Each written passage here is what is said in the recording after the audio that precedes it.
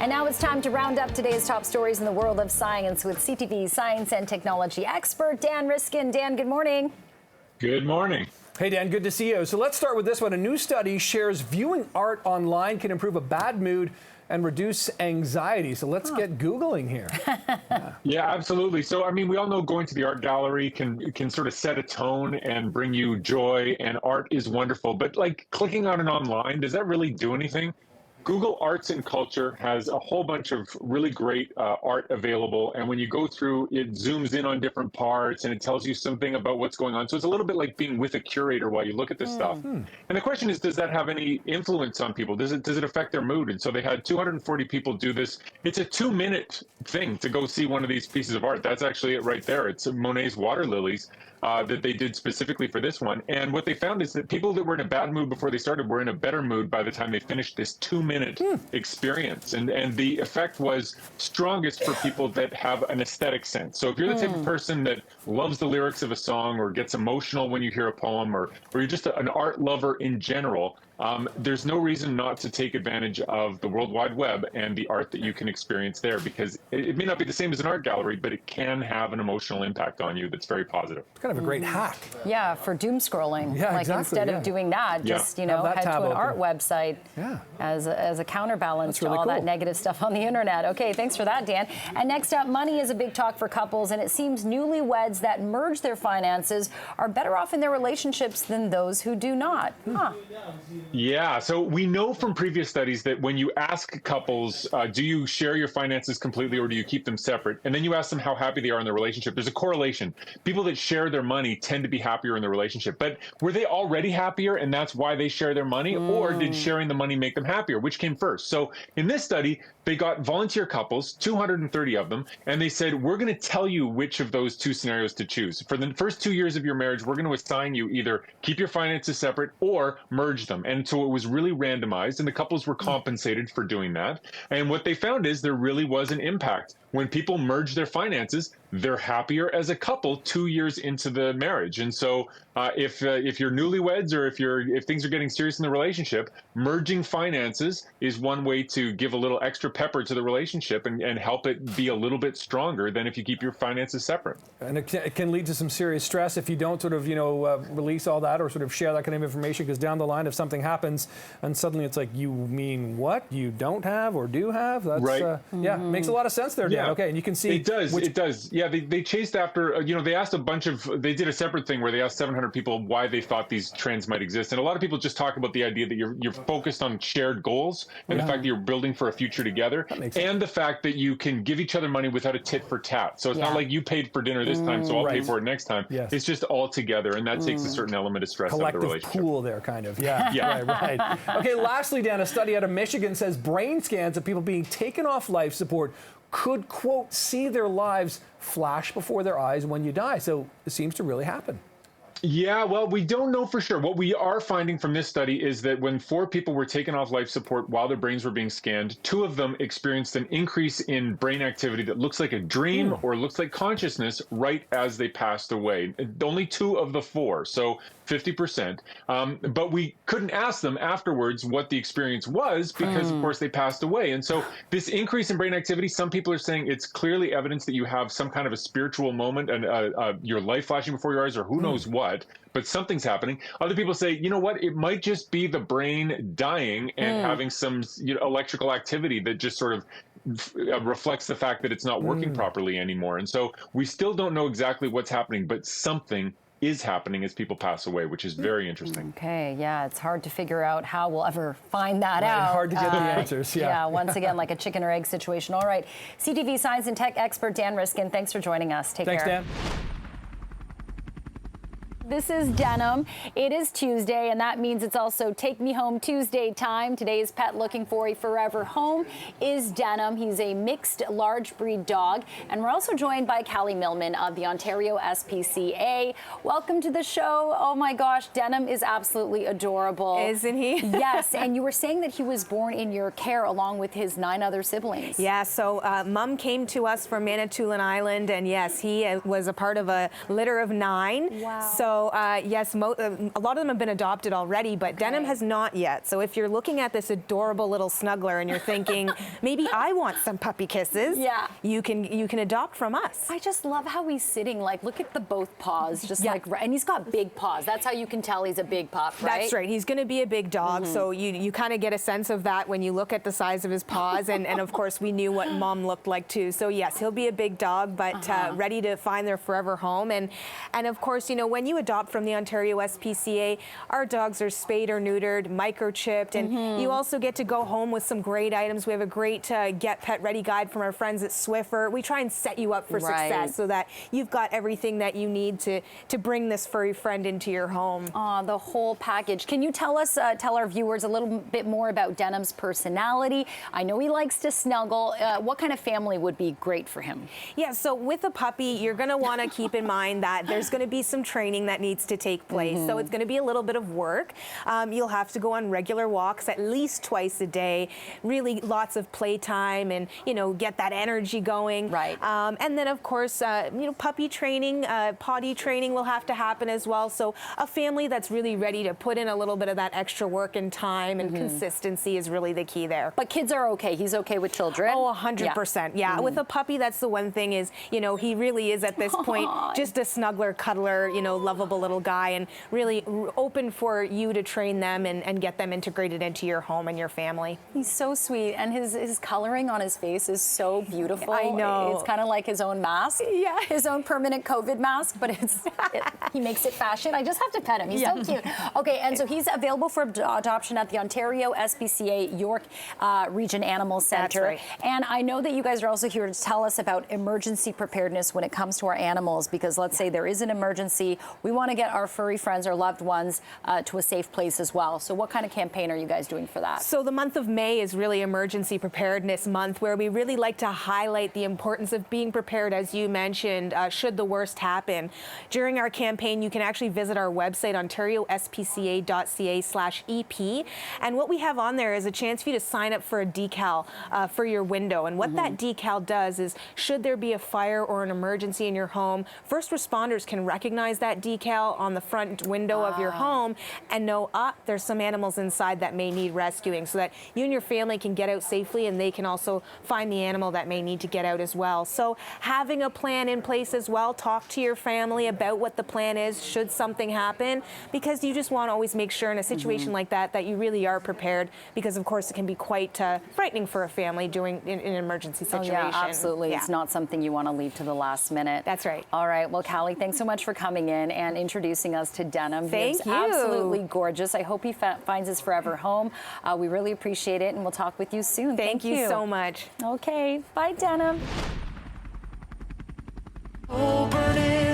There's not a lot of places cold as this, as the rent goes up while the sun goes down on a sad and heartbreak harbor town, and she loves him. I had this on repeat last night, actually. Brett Kissel's Ode to the Country is now on to part 2 of his ambitious anthology, The Compass Project East album. This is the new one. It's a look at what he loves and is inspired by on the East Coast. Welcome back, Brett Kissel. Thanks for joining us again on CP24 Breakfast. No, the pleasure's all mine, and it was really great to chat off the air about these projects. And I don't know, it's definitely ambitious having 4 albums, but this East album has been an amazing thing to watch on social media, and the reaction from my fans in the industry. It's really cool. Yeah, so we had you on in February talking about South. Now we're going East. It feels counterclockwise. I know it's not necessarily going to end up that way, but let's talk about the difference between South and East in terms of your songwriting and what people are going to hear on this album. Well, I mean, the East album is essentially an acoustic album, but this is the beautiful way to pair like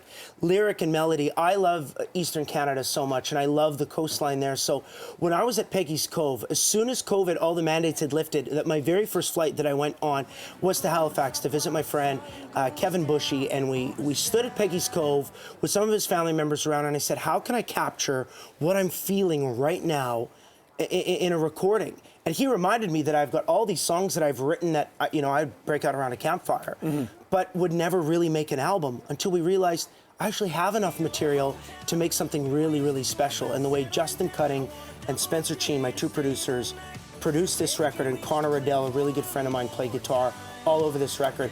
I just can't believe how beautiful it is. I've never done a record like this. Do you feel, is it more pressure or a little bit different, the fact that you're from Western Canada, writing about sort of Eastern Canada and then that Eastern style? Like, what's the challenge there? Well, there's definitely a lot of pressure, but I think the thing that I really wanted to capture is this essence of what songs really mean. And if you strip back all of the bells and the whistles that are part of my South album, because that's a straight ahead new country record. Yeah, it was. Yeah. But the East album, there's nothing. You either have to have a great story or a great vocal performance, and if you don't have that, then you don't really have anything.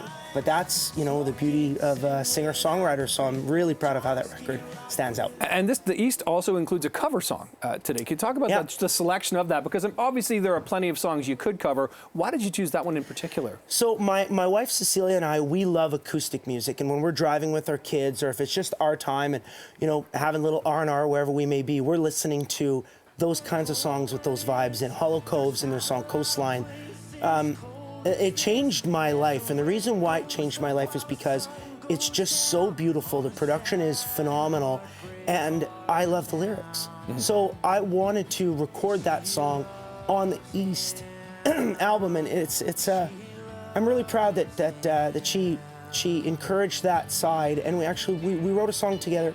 I'm getting all choked up here, but we wrote a song called Sanctuary for our kids, and just the East album means so much to me because I never thought I'd be able to make a record like that. And my wife, Cecilia, our love story is intertwined between every single song on that record. Without Cecilia, you're not really Brett Kissel, are you? Oh, no, not a chance. I'd retire, I'd quit, and I love her. That's great. That's so good to hear. And I know how important family is to you. And I know how important getting back touring is to you as well, because we talked as well. 2020, no touring at all. 2021, pushed back again. It must just feel so great now to be able to get out and perform all of what you've been working and, you know, dealing with and making up for almost. 100%. Like, that's my happy place. Getting to be on stage is so special, and I don't take it for granted. Not that I ever did, but getting this opportunity to stand and look out at a crowd, whether it be big or small, intimate or gigantic, we can perform again, and everyone is there to share in this experience.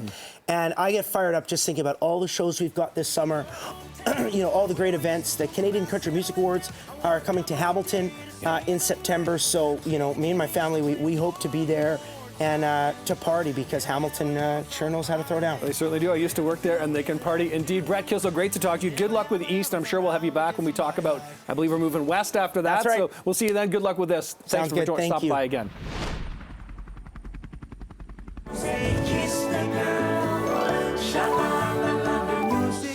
The live-action reimagining of the Oscar-winning animated musical classic, The Little Mermaid, is being released in theaters on May 26th. Flounder is voiced by Canadian superstar actor Jacob Tremblay, and Jacob joins us live in the studio now to talk about his role as the friendly fish. Jacob, good morning. Welcome to the show. Thank you. This is pretty exciting, pretty huge news. You play Flounder, the iconic fish, and you're no stranger to the Disney franchise, having lent your voice to play Luca, and now you are Flounder. So how did you feel when you got that call to play this role? I was very excited because I mean, obviously this movie came out quite a bit before my time, but because of that, I guess I was shown it at such a young age. I don't actually remember seeing it for the first time.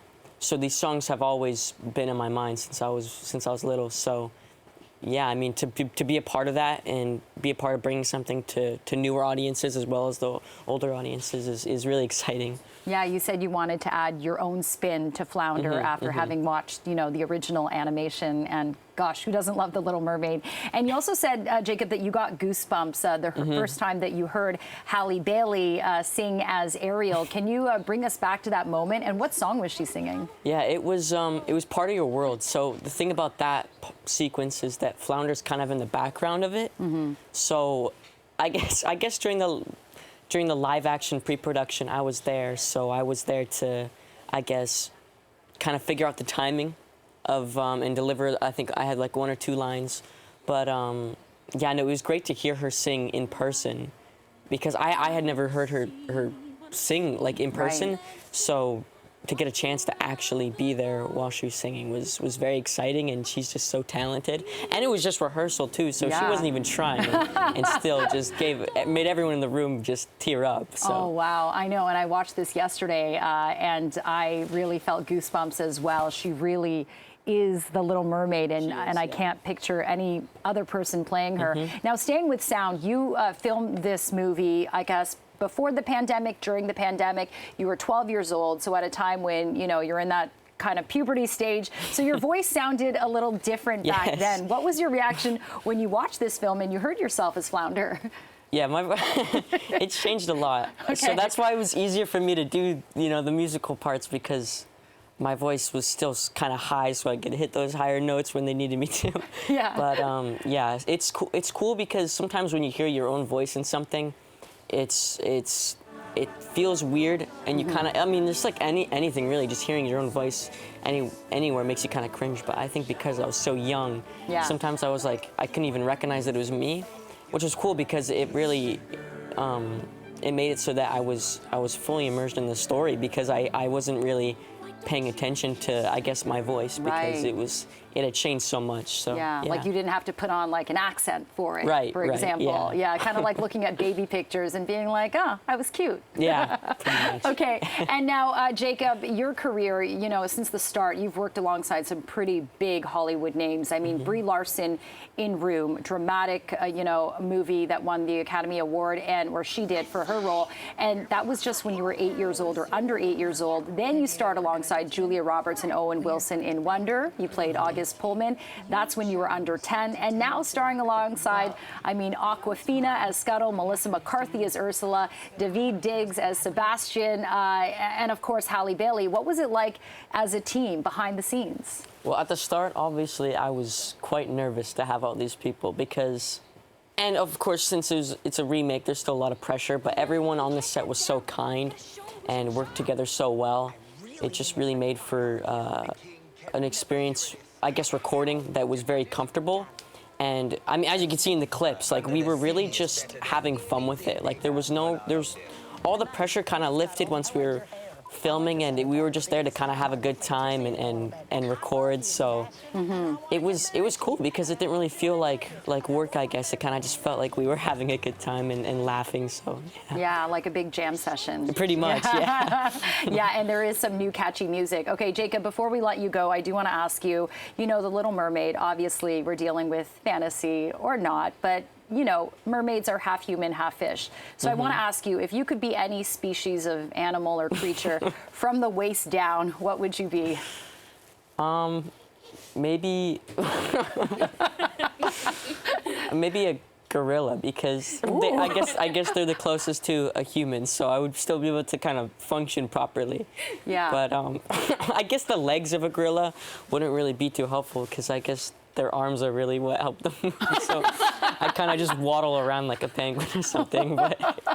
And I'd be a lot shorter too, because their legs are pretty stubby. So you'll think about it, right? I'll think about it. But I think on the spot, my answer really is just a gorilla. Yeah. A gorilla still. You just maybe want to be a gorilla. Yeah, I want. Okay. All right, Jacob Tremblay, thank you so much for joining us. Thank you. I can't wait for everyone to watch The Little Mermaid, out exclusively in theaters on May 26th. Once again, Jacob Tremblay as Flounder. Thanks so much for joining us. Thank you for having me. We'll be right back.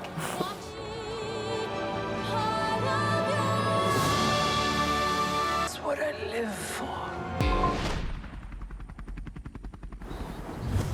All right, well, I wish you could smell what we're smelling right now, because it is absolutely delicious. If your breakfast doesn't include poutine, I think you're doing something wrong, because right now, today, we're going to be talking about poutine. And this segment, I've been looking forward to this ever since we found out about this in the meeting yesterday, Yeah, Jen. absolutely. And it's a very special day, because today Google Canada is honoring the word poutine, all things poutine. On this day in 2014, it was added to the Merriam-Webster dictionary. So we have influencer, foodie, Bilal Badi, aka Golden Gully, here to show us how to make this particular type of poutine. Remind me the name of this beautiful dish. This is called Nihari poutine. Nihari poutine. Okay, so you're going to show us kind of what goes into it, how to make it, right? Yeah, for sure. Okay, let's start. Let's go, yeah. So like, this is a bit of a play on a Pakistani dish called Nihari. It's a slow cooked stew with beef. So I combine that with poutine. Nice. So let's start off with the fries. You can use any fries you want. So Any fries, really? Any fries? Yeah. Are these like, what are these? Just As long as they're crispy. okay. Yes. So if you want, you can go ahead and add some fries Okay, in there. add some fries with my hands. Okay, that's okay. By all means. Okay. Okay, that's okay. You had me at fries already. I know, yum. Should I do all of it or just Yeah. like, okay, why not? Okay, I should have There you just go. done that. There you go. And then we also have some cheese curds. That's Okay. essential, right? Yeah, Oh, they I gotta be the love squeaky cheese ones, curds. right? Yeah, exactly. Yeah. Yeah. What are these curds, like, do you just go to the store and go to the deli counter and ask for curds? Or is that what it, like? Yeah, and they also okay. have it in packets too. Okay. And then we also have the gravy, which is from the nihari stew. Okay, So all right. I basically blended that, and then I added some flour and butter to make a roux. Wow. And then you make your own gravy. Oh my gosh. And then, Oh, it smells Yeah, so yeah. good. and then this is the It smells kind of like a curry or very, like a bit of a mild spice, right? So that's exactly what it is. And then this Okay. is the beef shank. Yeah. I can just use my hands. Yeah. It's a bit warm too. So this is Nice. slow cooked stew, tears apart, so tender. Yeah. And How long do you add slow this- cook it for? Like 6, 8 hours? If you don't have a pressure cooker, yeah. But if Yeah. you do have a pressure cooker, about an hour. Just an hour. Okay, Yeah. that's remarkable. Wow. Pressure cookers, yeah. Yep. And then you got all kinds of spices to sort of Yes. garnish it with as well. Yeah, so now in a traditional nihari, these are the toppings. So I thought, you know what, let's just add that Let's do it. to the Yeah. actual poutine. Yeah. So this is a spice blend called chaat masala. So if you don't mind, you Yeah, can just okay. add a sprinkle. Bam. Oh my Give it gosh, a bam, it Jen. smells so good. Yeah. Yum. Would you and describe that as sweet or sort of savory? What's the, It's or a is bit it spicy? tangy and Tangy, spicy. okay. yeah, Yeah, tangy yeah. and peppery, right? These are just some crispy onions. Crispy onions are the You best. can't go wrong with that. No. Did you make these yourself? These No, ones? no, these no store-bought. Okay. It's all good. It's okay. It looks artisanal. Cilantro? Yep, some cilantro. You gotta have the color, right, to make it Yes. look fresh and not unhealthy. Yep. I'm really curious about what these are. These are sliced ginger. Nice. Yeah, so you can add a couple. Okay. Yeah, there you go. Me. And lastly, a good squeeze of lemon juice. And while Jen's putting the Okay. juice on there, how much fun do you have sort of coming up with interesting creations, a different sort of spin and take on poutine, which is such a, classically Canadian dish, but you're Right. giving it that different take.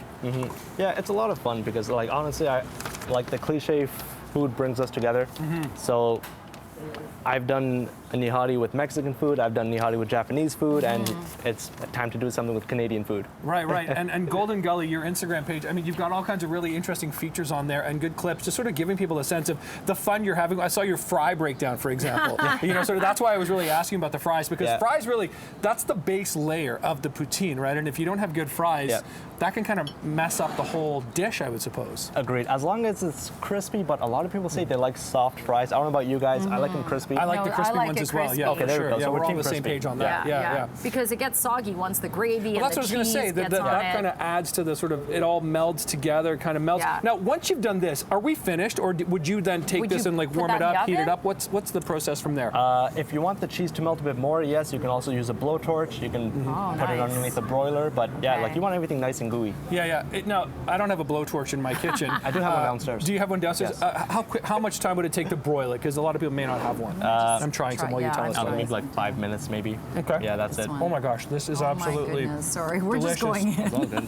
I'm gonna let me join you. Oh my my gosh. goodness. This is so good. If you're not doing poutine for breakfast, you're definitely missing out. Listen, Golden Gully below. Thank you for joining Wow. us. Appreciate the time this Thank you morning. so much. More breakfast coming up right after this. Excuse me.